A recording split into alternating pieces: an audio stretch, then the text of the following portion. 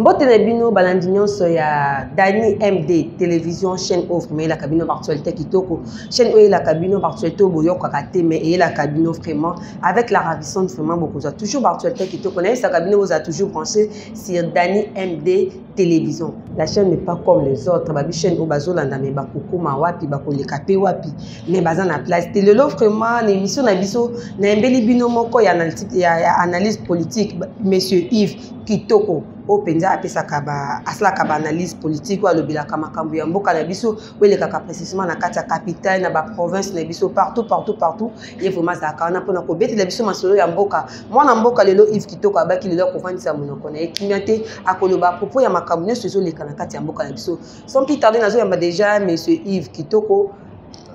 Mbote non monsieur Yves Kitoko. Mbote maman la ravissante c'est vraiment dans un esengo mingi na invitation na yo pour répondre na émission na intérêt à la population. Monsieur Yves Kitoko za malam. Ouais, ça va nangolo nzambe malgré mboka yo ebi difficulté eza makasi pourquoi parce que na banzela nyos tozo le kabisika nyos tozo zala batu bazole la souffrance eleki makasi. Ceux qui tozo vivre ka eza ngolo nzambe le rôle en mboka na biso to vivre ka na crique. Donc je exact. À propos ya match na biso uté koleka à propos ya football na biso Léopard na biso eke Coupe du Monde yo lobineni. Je crois bien maman la ravissante. Est-ce que yo bandai ko s'attendre que Léopard na biso et vous allez qualifier dans mondial? Pourquoi? Parce que vous savez aujourd'hui politique sportive ya mboka na biso na malamuté. OK. Lelo tozana ba école où bazo encadrer ba jeune ou ba koya lobité. OK. Lelo même entraîneur ya Léopard azolo ba munoko mususu.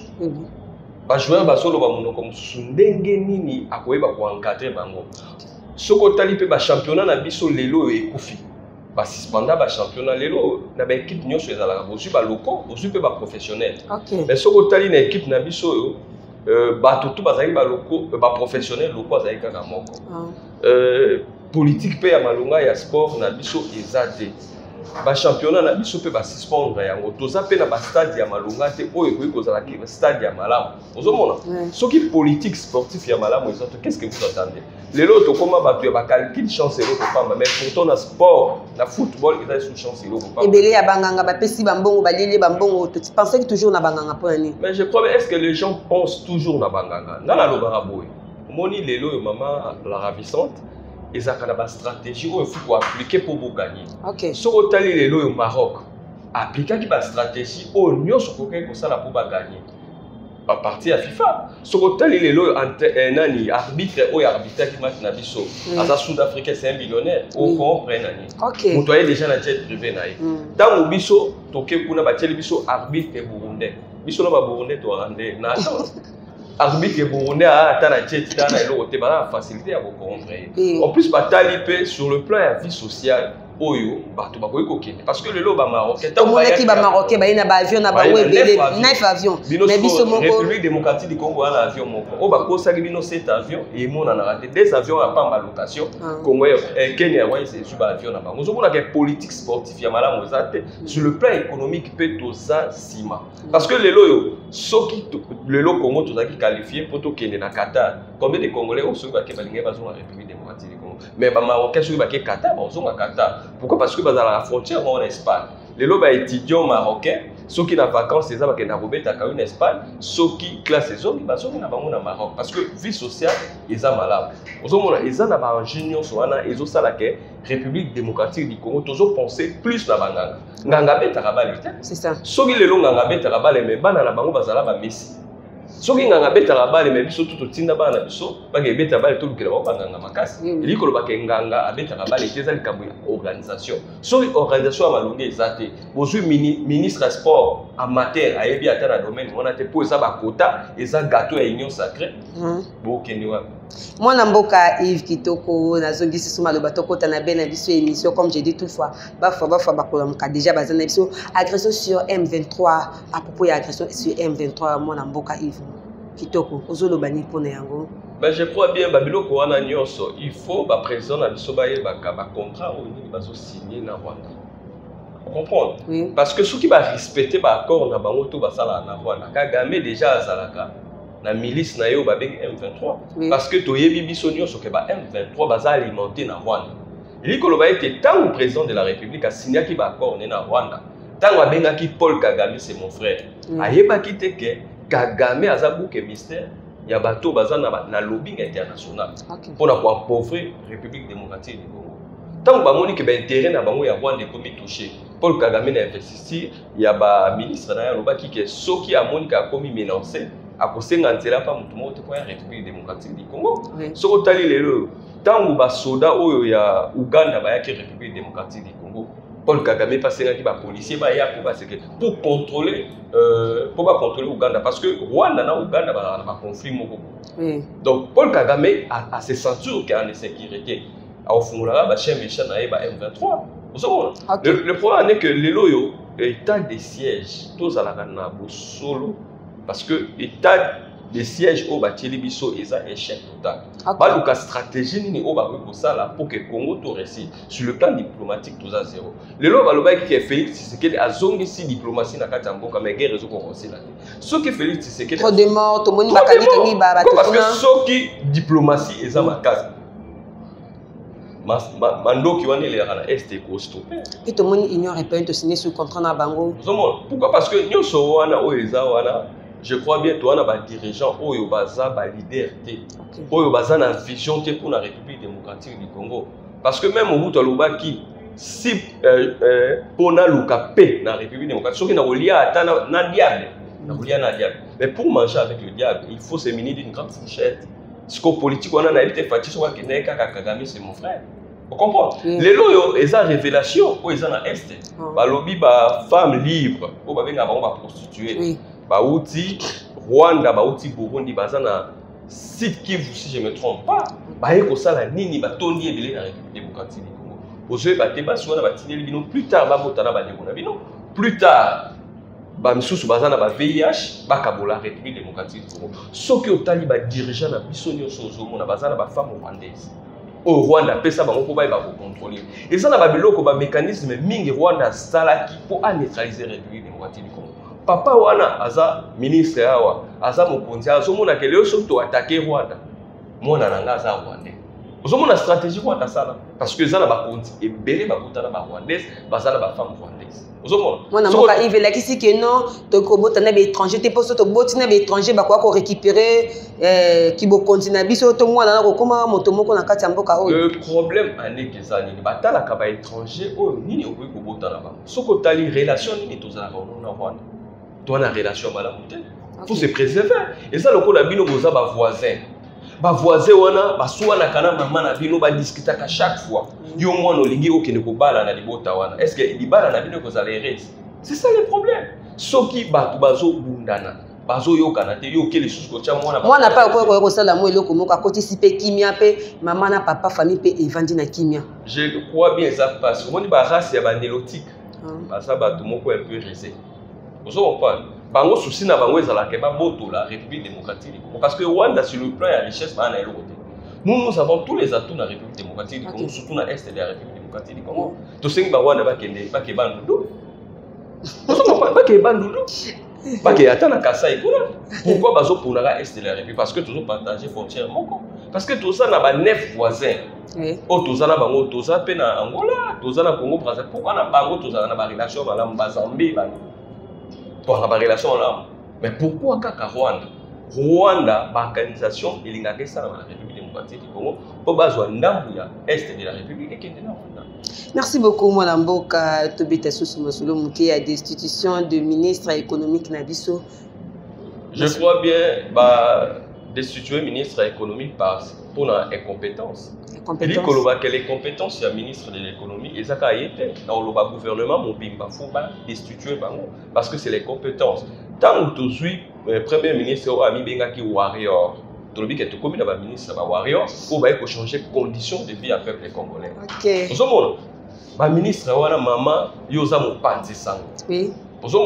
A to ko ko na tendance na yo nous avons pas dit sango ozomona ba lenge bazo souffrir balaki biso ba poisson tomoni yango balaki biso ba soso ya béton balaki biso ba soso ya béton tomoni yango te balaki biso ba avion tomoni yango te ba yibi biso ha tomoni yango te pe ba katira ba kosi biso lisusu na kani ya makasese ba kuluna ndenge bazo kende ba maïs ba koteka ta la stratégie ya mabe bazwi ba kete kanaka yo mona susu maïs wana lelo soko oza mama okenda ka wezi oui ta la biloko ndenge mati parce que le président de la République tant qui pouvoir il nous a promis beaucoup de choses que oya koki ko réaliser tant bazo destituer ministre il y a économie pour na incompétence oui na korebisa yo gouvernement sama lukondo ezo eza na incompétence mo yo ça de même na sommet de l'état yo telemela wapi côté telemela nazo telemela côté peuple OK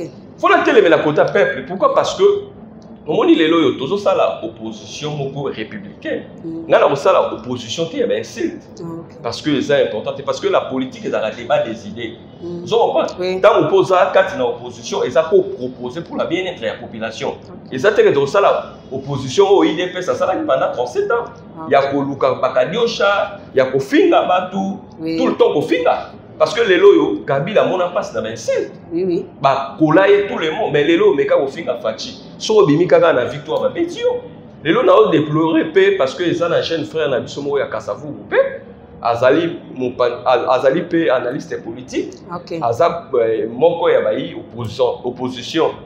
Asila ki ko contester ba biloko ebelo ezole kanamboka azwa ki agression na taxi o ya mataki. OK. Ba agressa ki est bateau pe bagressa qui baza non identifié et on a lingi na yebisa bande ko na biso baza na union sacrée politique eza débat ya ma profiter oui politique eza débat ya makanisi tokoki ko sala nini pomboka na biso okende liboso soki fati béton o bango bazo benga béton alaka ki biso son excellence je crois bien moi na obenga président de la République na obenga excellence parce que soki azo mériter excellence faut exceller parce que babenga comme excellence pour azo exceller dans le domaine moko boye na vie sociale ya peuple congolais maman yoko tangela ngai président de la République na gouvernement na azo exceller dans le domaine nini oyebisa ne lokote na domaine nous tozomona déjà makambo ndenge ezoleka ba masoko lobi bomba ko lapider pas population surtout ba diaspora o balanda biso mingi ba olingo lisusu te parce que la population souffre énormément soko tali ba misalo ezo sala matile ngelo il y a eu détournement. Depuis le président de la République, comme président de la République. Tout le monde déjà bandela déjà bazo stonger la biso bandela. Ba mater. Oh bazo sala ndambu batiki ndambu, musala bazo sala na brouette. Mais faut tous avoir professionnel. En plus les lots pour bétonner zela.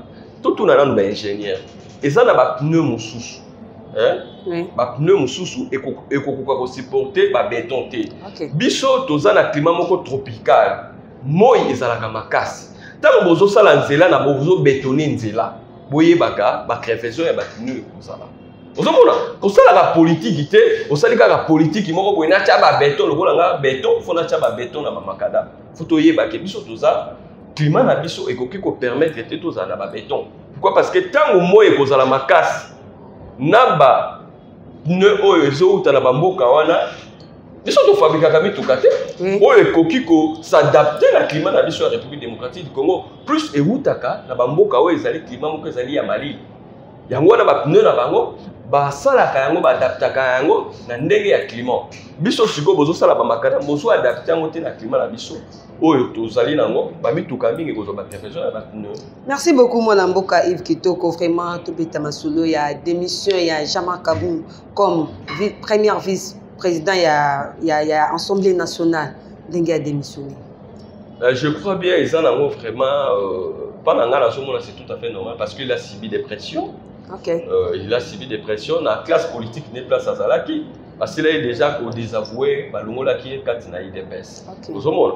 Les loyo Azaki na pression moko bo il fallait démissionner. Ils a trop tôt il y a démissionner avant. Je crois bien Janine Mabunda que ba désavoué qui est Jean-Marc Kabou nous a précédé parce que ce cas pique là qui ndenge session songi boy balinga qui va convoquer session moko spéciale pour ba destituer.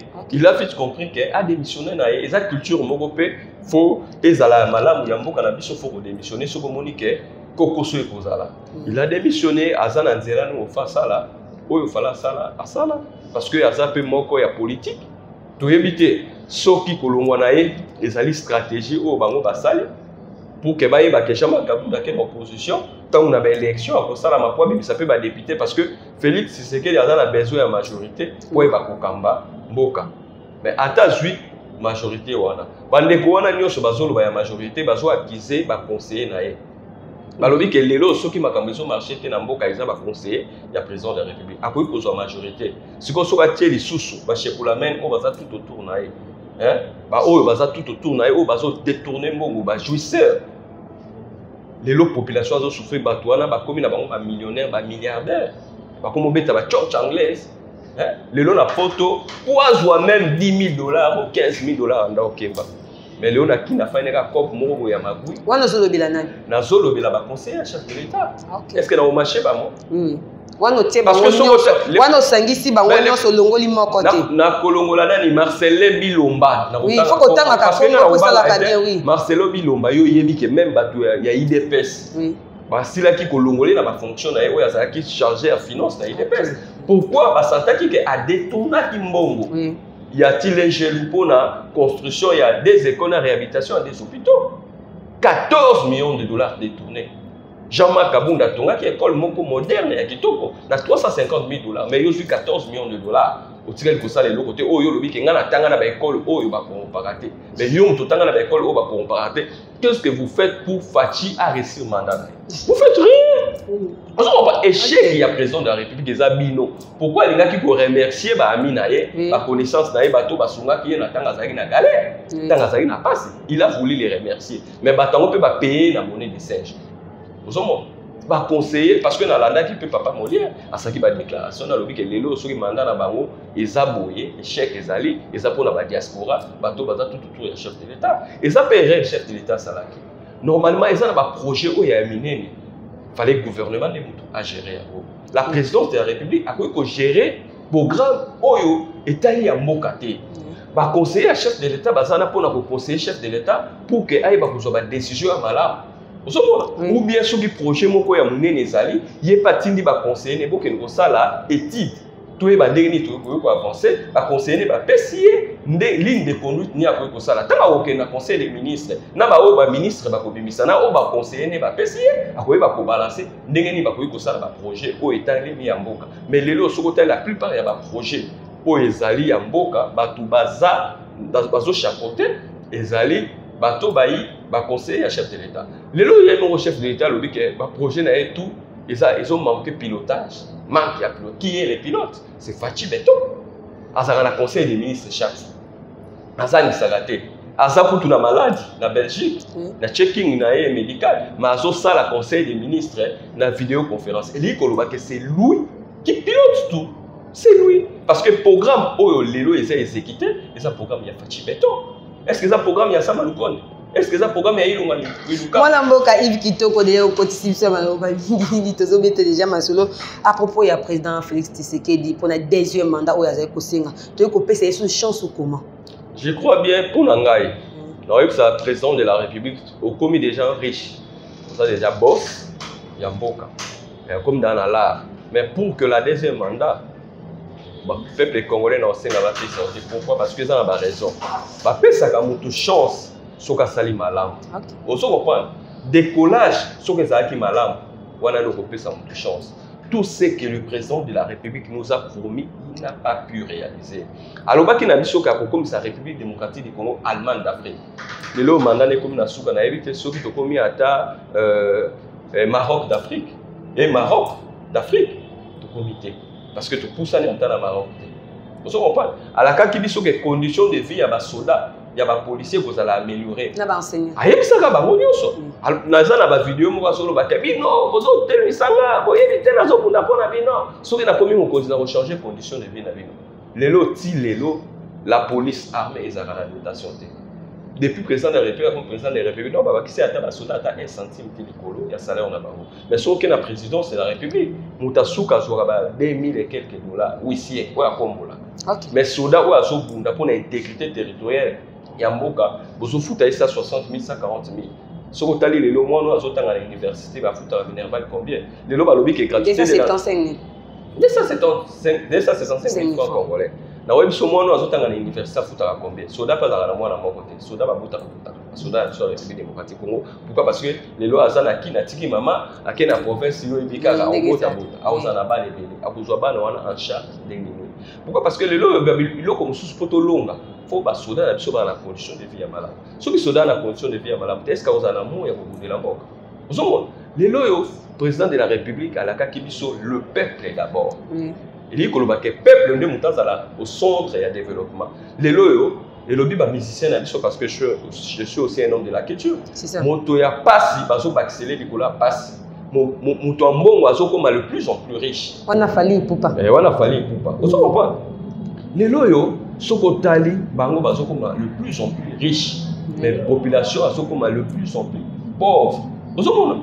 Yango wana tout ce qui nous alakaki biso. Gratuité de l'enseignement. Lelo maman enseignement République démocratique du Congo bébé. Parce que pour le gratuité tant que tozonga kakela c'est comme que non ay msusu grève il y a 2 mois 3 mois pour négocier les sous. Tala ndeti na université. Lelo na yebi que première session pour missionnaire sur les cas na université, na yebi que première session ezaka na juin juillet. Oui. Bana bazaki na grève na moni misusu ba oti kozonga wa na avril. Maman ba otanga combien de mois. Est-ce que vous avez besoin de former ma élite? Vous avez besoin de former Batu Oyo? Je crois bien, Moutou Oya Tangi ba étude, vous avez fait un souci, ba ninga pi batang.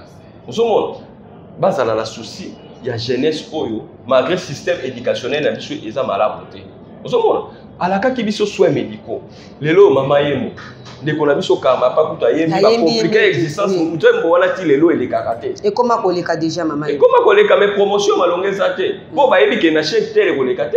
Chaîne oyo koleka te parce que ba ko fina mbongo ko ba lexa. Mais pourtant nzembo ya mama yemo wana fo beta. Pourquoi? Parce que soins médicaux ya mutu ça très important. Vous comprenez? Moni nzoto ya mutu. Et loba wase quoi? Mais nizia ko sala erreur na kit so ko yo kufate. Mais ceux qui docteurs, médecins, à salaire, dans d'autres vie humaine, ça va la monter. On se reprend. Les autres ceux qui sont en boka, ils vont gérer la niamate, ils vont gérer la.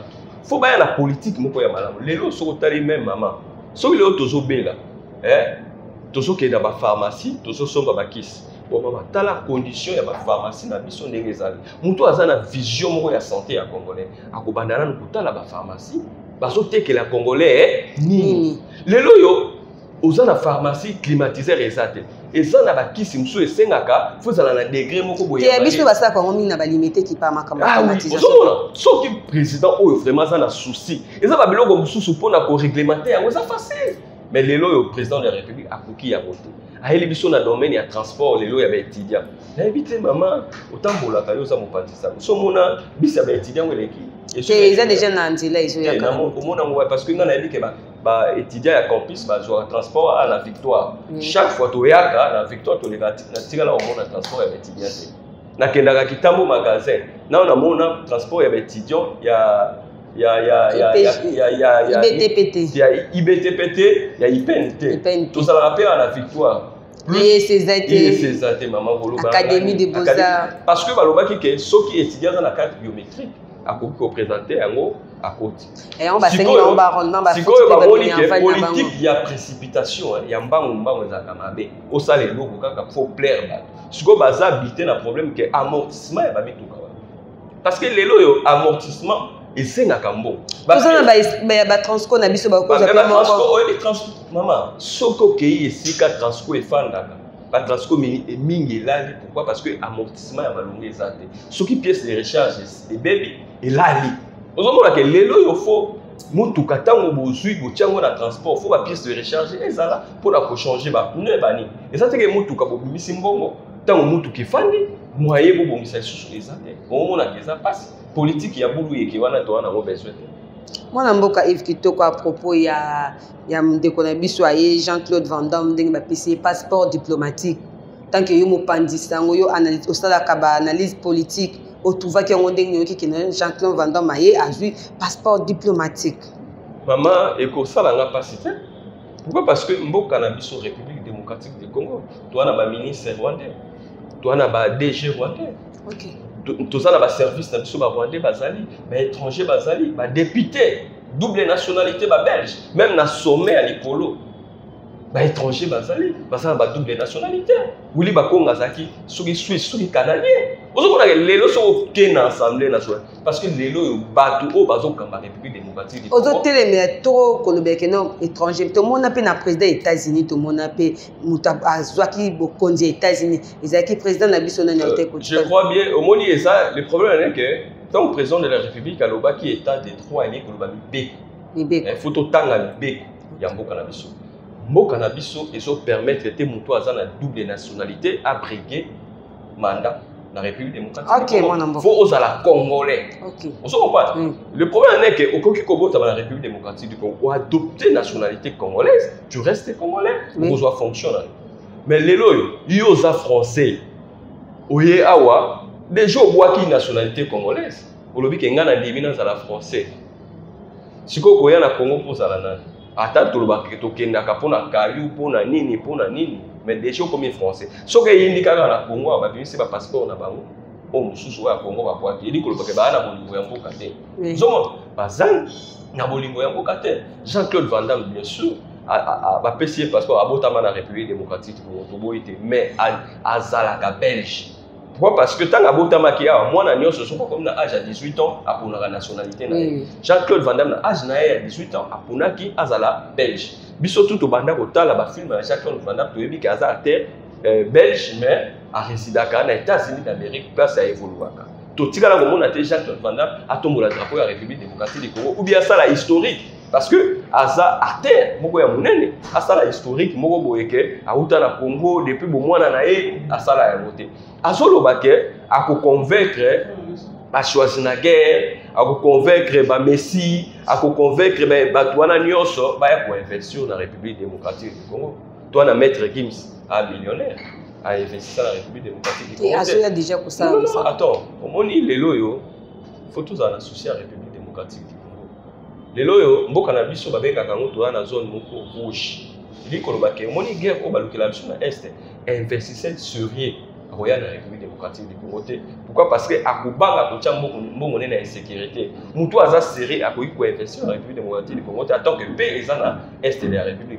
En plus, bande ko na biso bazali na opposition o lelo bazu pouvoir. Bango bateka image ya mabe ya République démocratique du Congo. Oui. Bakenda ko loba mboka wana eza mabe, mboka wana babomaka bato. Bakenda na ba image mususu eza likambo salami na Togo, et salami na Mali, bazongo babambia en République démocratique du Congo. Jacques mais oazaki secrétaire il est presque bakanga na aéroport na ba photo ya makamboleki na Mali balingi akende kuna na libanda pour lobakeza makamboleka na République démocratique du Congo. Ah si toyoka ba tie histoire baloki e Kabila bimaki na nzela beti batu masasi toyoka na République démocratique du Congo. Lelo yo biso moko ba congolais poto kende ko bwaka ngunda na libanda toteka ki image ya mboka ndenge ni. Parce que ça la conséquence au faut subir. Oui. Parce que la responsabilité, il y a biso ba congolais faut la partager. Les lots combien de personnes ba kenda ba bois kangunda na poto na Congo ya pouvoir en place. Dans sous tout pouvoir wana ezala ke yebine yete. Ma ke poto a bois kingunda lobi ke mboka nanga balinga ke ba lukanga ba bomanga ba sala. Tant toke to teki biso moko image ya mabe ya mboka na biso. Les lots ba investisseurs seraient parce que pour avoir République démocratique du Congo. Tokoki ko tamboli. Président de la République a tamboli. Oh bah tu vas bien imaginer là. On doit ça la tour du monde. Oui. Pour le cas investisseur. Et l'objet attend les coachs qui t'aiment. À l'objet attend investisseur mon libanais qui est pour la République démocratique du Congo. Depuis le président de la République à Tambouli Kolobake, même président de la République a coquille qu'on convaincre Bamote pour pas quoi investir dans le Congo. Parce que ça la façon on sous ba benga ka kimia na et comment paix et paix kimia on ba benga paix et ça façon sous ba benga développement. Sans développement tokoki koloba pété sans paix tokoki koloba développement te nyonso mibale etambolaka ensemble soki République démocratique du Congo to wana kimia te tokoki kolobela développement ya mboka te tokoki kolobela ba investisseur te attends que kimia ça la République démocratique du Congo te mais investisseur ba oui même yé mon président de la République pour que na réussir mandat na fona c'est sa guerre est réponse c'est ali président de la République a échoué parce que guerre na est mandat de constitution na décidé yé moko ala kaki to proposer deuxième mandat ko ça la bien je crois bien moni na politique maman ezalaka décollage président Fatim Péton hein oui babunda bitumba ya 37 ans li kolobake Fatim ayebaki ba problème nyonso au peuple congolais azalaki ko souffrir parce que quand tu fais la politique hein tant aux en opposition il dit kolobake oyebi ba problème au nyonso peuple azanango il dit kolobake tant obandaki ko bunda bitumba wana oyebaki kozaki na solution pour na peuple wana. Ozomona kozaki na solution pour na peuple wana. Lelo oyo tango yozwi pouvoir okoki ata kopesa 0,5% te mama tobenga bino nini. Parce que politique mensongère tolingi yango te. Baye na banque centrale batie mama na biso wana, mama na biso wana muluba o batie na banque centrale ba posi biso réserve ya taux d'échange matie comme sur 3 milliards. Mais lelo biloko iso matate parce que soki to réserve ya taux d'échange et mati il koloba ke dollar et bozala mingi na marché franc congolais pe komona na marché il koloba ke biloko bokita. Ozomona lelo yo soko tali ti lelo biloko kaka iso mata a sincère liboso ba conseiller corona ya bato makambo. Corona ezaki faut ezaki ya kokosa. Te ba conseiller kasi corona lelo soki crise ezalaki par rapport ya corona te. Lelo corona pesi la nango. Corona mo pe na Congo ezalaki na ngote. Bozwa pe mbongo ya peuple congolais bo détourner pour la corona. Lelo yo bozo kokelo ngote. Liboso ezalaki c'est l'FCC qui m'est bloqué. C'est l'FCC pour qu'avoir na FCC. Où en sommes-nous président? Tout peut sous deuxième mandat. Vraiment même lelo Chilou bango pe na bosani maquillage ya lolé mon ayo bazo souffrir. Okoki ma pas même pour sa condition de vie. Nini to salité. Nini to salité. Merci beaucoup monsieur Yves Exxon Rural oyo ezoleka ezo salama entre bakassin o bazo longwa mboka kasai bazo kende kuna na Katanga et pourtant pe bakatange balobi ke non balingi bakassin ba kotela mboka na bango te. Toza biso nyoso bana mboka moko toza biso nyoso ba Congolais pona nini ba Exxon Rural oyo ezo salama entre biso na ba katange na bakasai. Je crois bien eloko moko ba kontina biso fo ba yebaka mingi lelo yo bakoki ko condamner bakatanga. Oui. Mutu azo condamner Katanga c'est que aibi politique te. C'est que basala politique ya CNCT. Politique ya solo et ici ko lobala biso ke exode rural et komaka économie ya mboka. OK.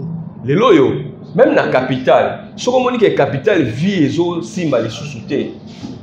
Mutu akomi ko tonga bisika nyonso lingi eza pona exode rural. Eza na bato bazo tika ba province. Baboyi ko sala bilanga, baboyi ko sala élevage, baboyi ko sala agriculture, bango tout bali kaka baya na province, kwa koma siragère, kwa koma wewa, kwa koma barman, kwa koma receveur, mama. Siko eloko wana botiki ba province na biso fallait bo sala bilanga. Fallait bo booster agriculture na élevage bino tout bolingi bokoma na ba province na capitale. Yango zo na souffrance ko eza na kati ya capitale, eza exode rural. Même na bato batangi na ba classe ba yebike exode rural et bo ma économie ya mboka. Na kala, na tanga ba belge, na tanga ba flamand, mutu soka uti village de part et d'autre. Pour qu'il y ait un village, il faut pas tout naïe pour ça la ligne. Ce jour naïe ça combien de temps? Après ça la combien de temps pour azonga? Vous savez, les loyaux, bande qu'on a vu na Kassa et Togo était République démocratique du Congo, ça a bisonioso. Tokoki ko kabolate, tout ça ba tribalité. Bisonioso, tout ça tata moko maman moko ekolo moko. Vous savez, tout ça ba congolais. Mais le problème c'est que chaque province est en organisation. Vous savez, même la province n'a pas rétrocession et yakate. Ndenge basala la misala bapesa la mbongo na gouvernement central pour bazo que la bango ezalaka te. Lelo yo soki batu balutiki Katanga et batiki Kasai baya Katanga. Autant la condition de vie à Bakatanga kokoma passe. Parce que c'était pas prévu, même place il y a logement babiloko moko boye vie et kokoma passe. Et so sengani, faut politique ya malamu. Oui. O basala pour ba ndeko na biso ya Kasai ba meka epé ko vivre parce que tant bazo kende kuna esa faute na bango. Souffrance mama eleki. Bon, bakatanga bazo sala vraiment. Le problème est que les bakatanga n'y ont sauté. Oh bazo sala bongo. Parce que le problème est que c'est ce sont katanga to yebi yango. Bango babitumba ya ba kasaye na bakatanga bati le loté. OK. Comprendre? Baza bato moko bapotana pamba parce que bato bazala na katanga babenga bango balubakati. Balubakati. Bango tout bazala baluba quelque chose ba yisa bango baza basoyeli mais ce sont des balubakati. Zomona bazala kana mo ba conflit moko boye wana. Ozomona même biso pe na kini nga mwana kini wana mboka ya nango. Oui. Ozomona balobaka fati akinwa. Ozomona fati za kinwa mwana mboka yende mtu akobongisa kinwa c'est que bozobi ba mboka ti wana ba yebelo hotel. Autant bosolo bake totika discours moko tribal. Mais lelo tango bato babandai kolobaka fati azali kinwa akobongisa ebi réalité ezali discours tribal te ba kinwa nde bazala monopole ya koloba na bato wana bamboka te non tango bakatange bazolo babongo boye bapeke bozala teke bato bozo condamner koto bozo ndima koto biso ba kinwa pe to ba tribal awa mboka te wana mwana mboka biso bakinois biso bakolo mabele ozo comprendre biso pe bakino to batribal oui to critiquer kaka ba nani te ba ndeko na biso ya Katanga te même so tene ba ndeko na biso ya Kasai bazala pe na babolingo na bango moko ozo comprendre so omoni bafandi bango na bango basungana ka basunga bato ba ekolo mususu te même so otali lelo au sali géographie depuis Fachi a commis président de la République. OK. Oui, na cabinet na bato bazo dominer ce sont des baluba.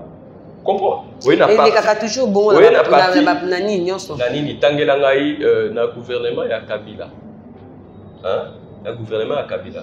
Kabila zaika na bakatanga parce que ndenge baloba ça. Na gouvernement Kabila sama ki mingi tout monde ki mingi batabandu mingi na bakatanga. Oso batabandu bata Congo central bazalaki. Soko tali tout autour ya ba conseil. Soko tali ba conseiller na ye bazalaki ya ba province ebele. Non, Congo central yaki majorité. Je te dis maman. Yaki mingi bandu na bakatanga. Na peso ka exemple mo amke ville à Kinshasa. Tangela ngai batu oyo nyoso bazala ba experts à la police. Ce sont des loupas. Non, ce sont des loupas. Toujours le premier ministre mingi pe baza batu ya école parce que c'est que batu baye baraté. Hein? Sorotali mutamaniema asa muswahili te. La maniema baza na bakusu, baza na batu ebele. Sorotali batu ya Sud Kivu, batu ya Goma, batu nini, bango nyonso baza baswahili te. Mutu na mutu aza na ethnie na ye. Parce que tellement biso to yebi mboka na biso te to baka baza baswahili. Loso Kabila azui mutamaniema te, azui muta Sud Kivu te, azui muta Bukavu te bolobi ke non. Ndeko ivi otelemeli wapi? Oza place nini? Mais dans sa place ya peuple. Dans sa place à peuple. Ozoloba bien te place à peuple telemeli wapi? Na telemi na opposition. OK ndeko ivi. Opposition républicain. Pourquoi parce que maman na koyebi sur le Congo. Batu mingi ba yeba raté. Rôle de l'opposition est animé proposer pour le bien-être de la population. Opposition ezate fo na kofinga. Depuis nga na ya na fingi mutu. Fingi mutu. Na fingi mutu te na lobi ba réalité oyo. Fallait oyo Fachi béton. Hein? Oui, à la Kakibiso. Moi, je n'ai pas de problème avec les présidents de la République. On a un respect mais pour la. Pourquoi? Parce que même Bible sur le baquet, tout ça, mais la pour la continue biso. Nous sommes pas tous les respect. Comme on a biso payé et tambola qui est malade. Nous sommes il y a mon pétanga comment il a pouvoir attirer République démocratique n'a pas beaucoup. Il y a Zambie. Mais bon négliger le chef coutumier. Le problème est que au moins biso ba congolais air mokoto. Bazo singa bo pesa ba chambre. To bois qui saka culture na biso. OK. Nous sommes même dans le lot. Pour aussi sa guerre il y a est de la République démocratique du Congo, ils ont fait que le chef coutumier doit intéresser bango la République démocratique du Congo. Pourquoi? Parce que tu as vu la série moko boye, ba mindele bazoya awa, ba chef coutumier na bilanga moko bazo na soki ba koti na samba, ba soda bazo se retrouver te. Bazo mona. Il faut associer tout le monde pour que Congo ait des bosso. Même ba chef coutumier, il faut pas associer bango. Même bano bate kakaba, il faut pas associer bango na gestion la République démocratique du Congo. Mutu moko za na pire na pour la kotonga mboka. Même yo nengo za mopandisa. Ozana pire na yo est très important. Pourquoi? Parce que balobi presse et soit troisième pouvoir. Et lui kolobake ozana pouvoir. Mais est-ce que na mboka na biso ba respecter la bino bata presse? Condition de vie ni bata presse bazana. On le loba teli bino ministre. Oya uta na presse, Patrick Mouya. A innové na presse. Qu'est-ce qu'il a proposé pour que l'élo presse ait soit valeur? Lelo yo, tant aux autres qui passent à warrior, tant on a condamné. Tout ce qui est exemple est Patrick Mouyaya, ne connaît pas la presse. Qu'est-ce qu'il a fait pour Lelo presse et joie valeur? Lelo bata presse baza, ba comme le cola ba mandia.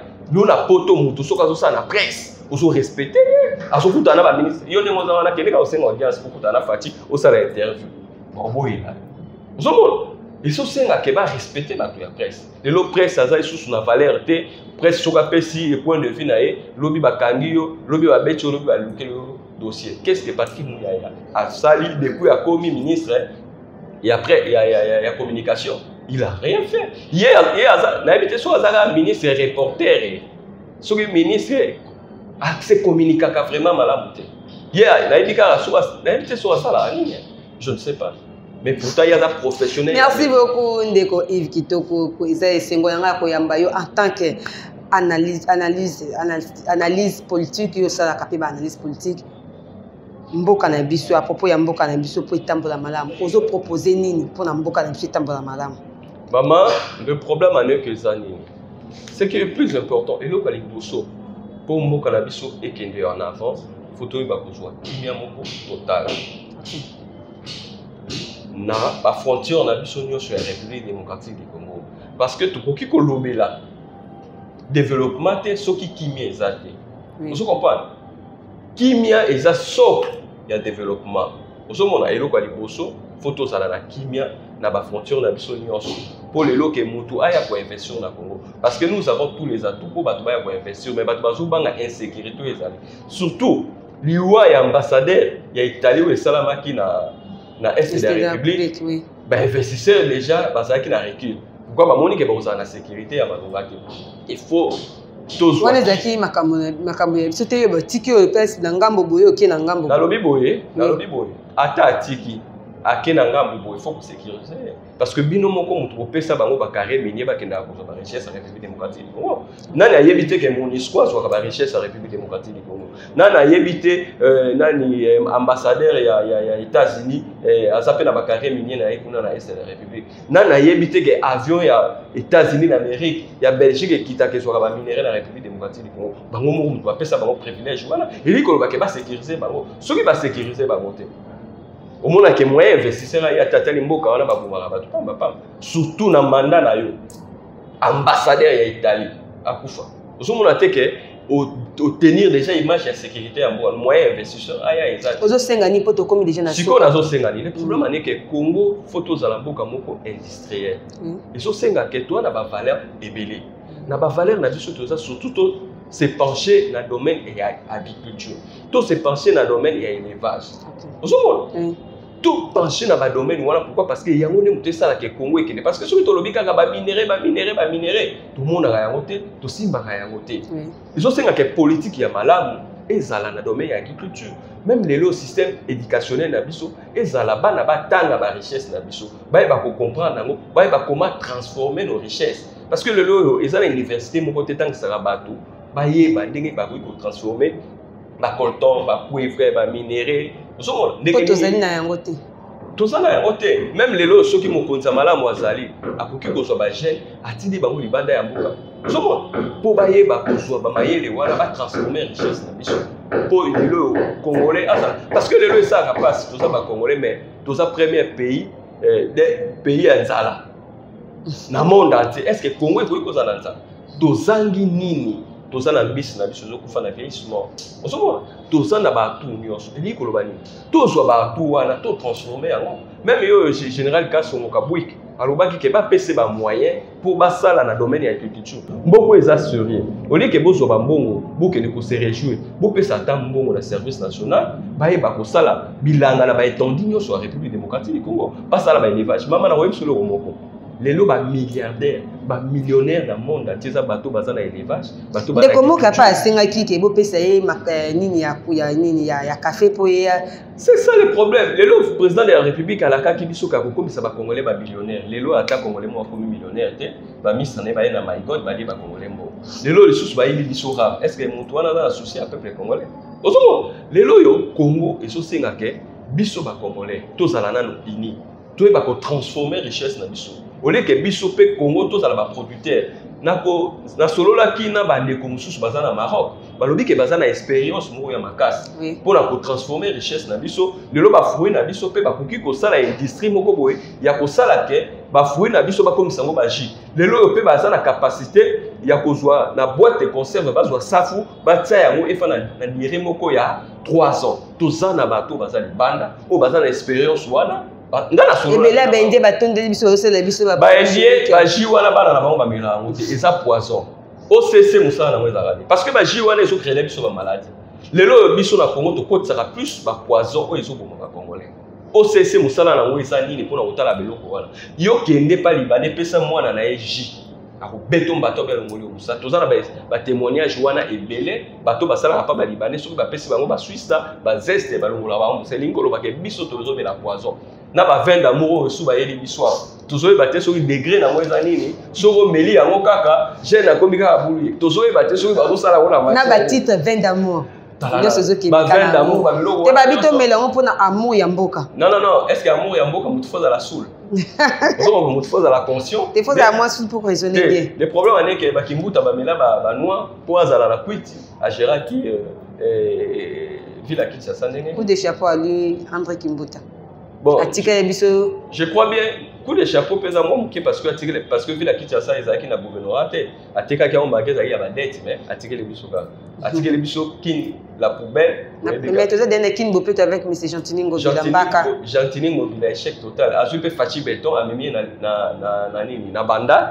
bala alati pe moi chapeau na rond-point ya mola abengisi edoxy ayawa pour ça la campagne qui nous peut solo baquet ba raison pour ça qui pour na edoxy et ça pour mobile na sala ka ba flow ebele na ba réseaux sociaux azana mbongo ebele en plus edoxy azana evunda munene bota la jar ya ba dirigeant na bino ya République démocratique du Congo où s'attendre nani pour edoxy azana evunda munene gouverneur de la ville Gentini Ngobila Mbaka tout tika na aventure quoi tout tika ba aventure photo gérer mboka pa bato baza conscient. Un dirigeant pour les catalogues à bloc ou à ça choix edoxy mbongo ya République démocratique du Congo ebimi o ba loger ba grand père bazui ba mbongo ba kei ba salini maman ba yaki wa pona sensibilisation ya kingo peto la sensibiliser biso na éviter ceux qui va continuer biso les gars parce que to ebi showbiz o edoxy na grand père ba salaka pona été bazwa kabala na bango moi noko amoni systématique wana bifwa bimanaye to éviter mutuni ya salaki ke edoxy aya Congo po bimanaye to éviter wana eza masolo Gentini muto webisa biso kopo wana ila ka mona po muto bimanaye wana mboka vraiment esengo ya koyamba yo tozomona déjà ba route déjà komi kosila banzele komi kosila to ebiki ba fufu ko utamba Congo e ko yali susu poto lia yango banzele zo sila déjà je crois bien banzela oyo ezo salama ezaki amateurisme maman lelo yo tala mbongo ebimi mpona saut de mouton tala salita saut de mouton na batungeli biso na Kinshasa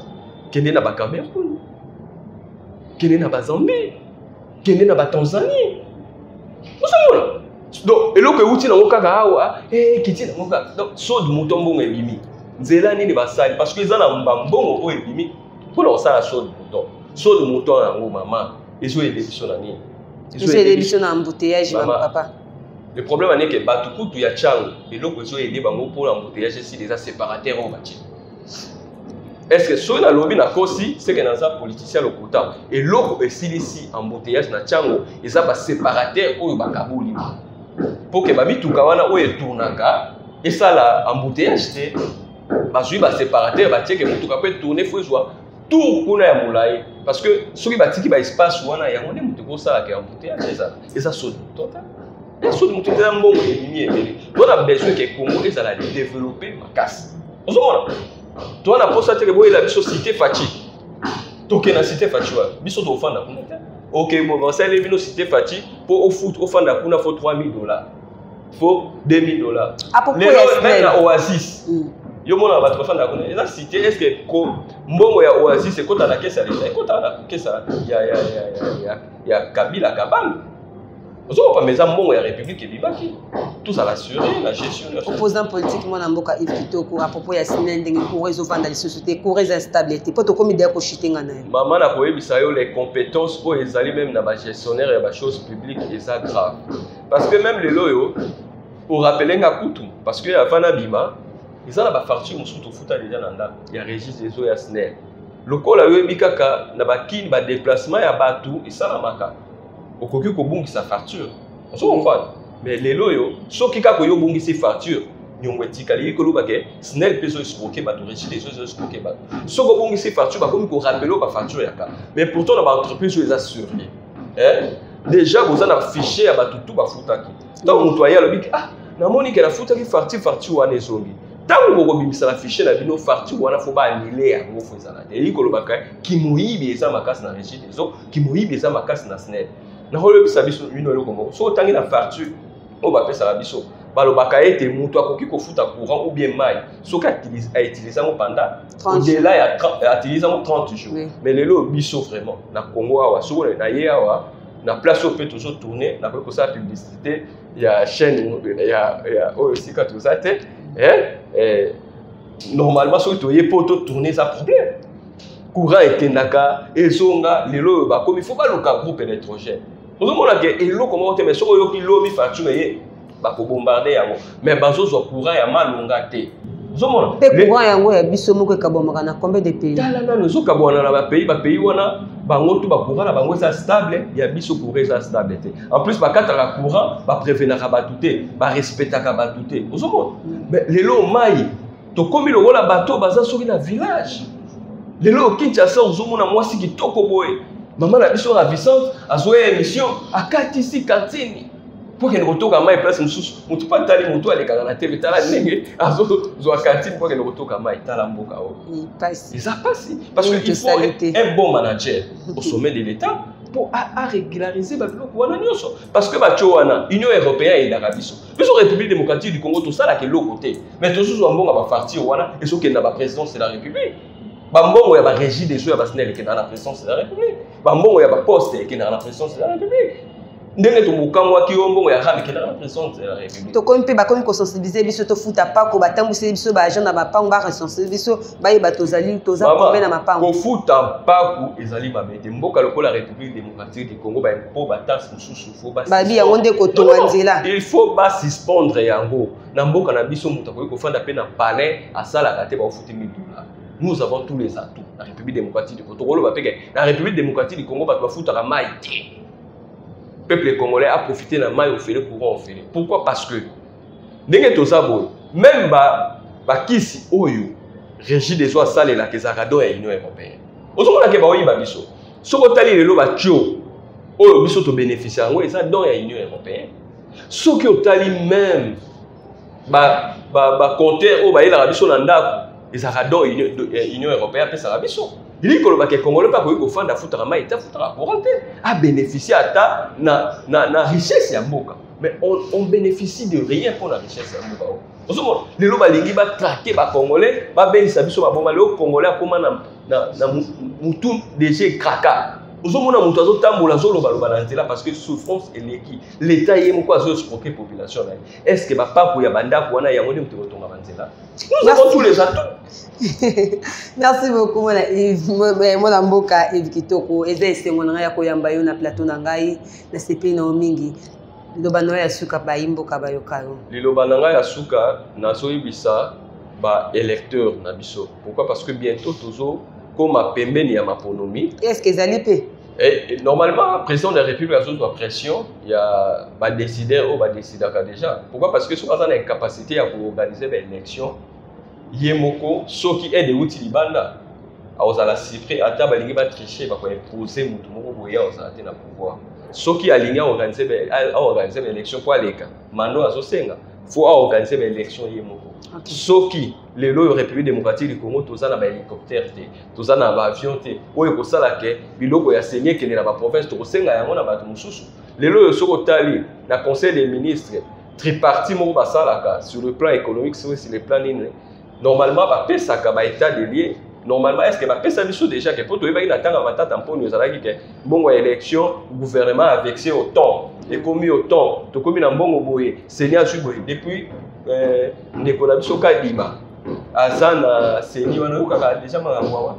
Dans Nicolas Kadima, alors que Bappé ça est bon pour équiper Seigneur Nekomoko Boy, le Kolazalaka, dans l'entreprise, il y a un déconnaï, à sa ministre, il y a IDPS.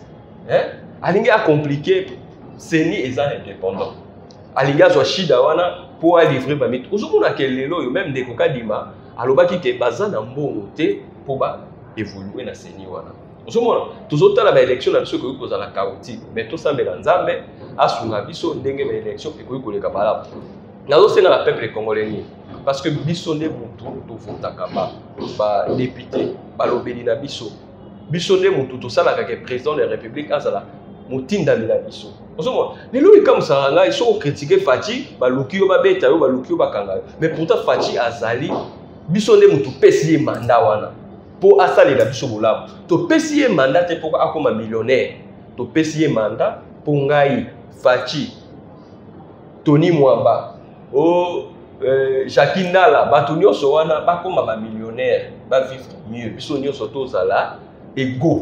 Mais les loyaux, toza égoté.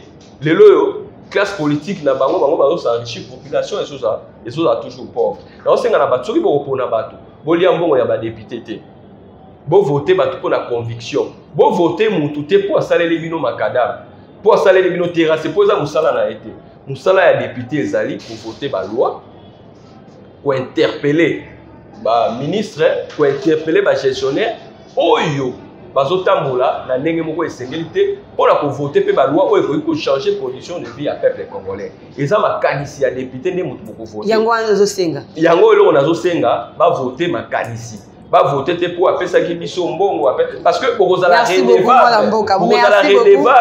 na mbongo wana apesaki bino. Merci beaucoup Yves Kitoko na temps oyo disposaki mpona koya lisusu korépondre na invitation topesaki yo.